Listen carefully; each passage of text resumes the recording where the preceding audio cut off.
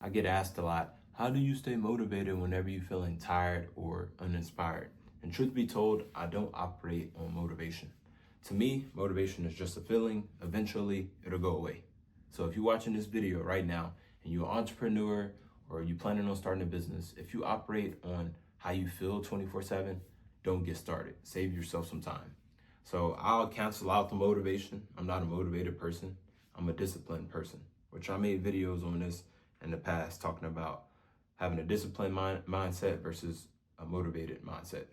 Motivated mindset, eventually you're going to quit whenever you don't feel like doing it. Discipline is, hey, no matter the results, no matter the guarantee, I'm going to show up every freaking day, 24/7. So this is the side I'm on. I'm on a disciplined mindset. And I developed this mindset early on. I just realized that as I got older, I was going to face more challenges. So I started doing things that was tough to do. Working a job, going to the gym. Going to the gym is hard for a lot of people. You lifting weights, you get sore, it's painful, you don't like it. But within putting in the work, you're working on building that physique. So I implemented, okay, if I'm disciplined to get what I want, going through the hard times, going through the struggles, going through the pain, eventually I'm gonna get what I want. And I applied that with everything. The challenge is doing the hard things when you don't feel like doing it. And if you that person and you operate that kind of way, there's nothing you can't get. Mine started at 16, 17, having that mindset. Fast forward now, I applied it to my life overall, not just in business as well.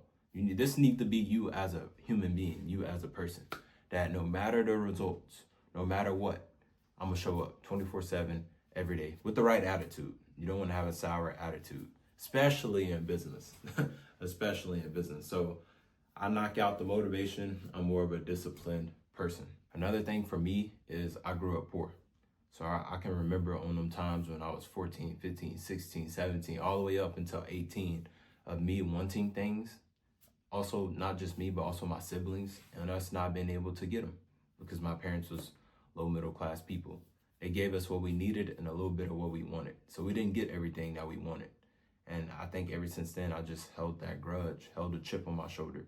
Not to where I was mad at my parents for being poor or not educating themselves. No, I just applied it in a way to where I used it as fuel. I'm like, you know what? Whenever I get older, I don't ever want to have to worry about money again. So just that alone was enough fuel for me. Just having that in my head every day.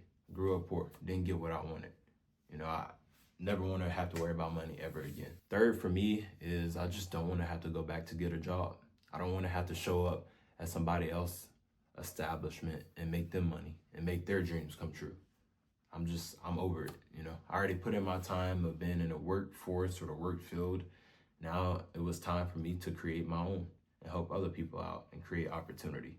So, it's just after a while, once you understand you're a person you feel like you got dreams and you aspire to be somebody someday, eventually that time gonna come for you to have to quit and start your own thing. And it's the risk, it's the leap that you're gonna have to take in order to do those things. And I think that alone, just having that at the back of my mind every day of, you gotta keep showing up. You don't wanna have to go back to get another job is all I need to. So it's just really discipline, growing up poor, and never wanting to work for somebody else and build their dreams while I just bury mine. That's really it.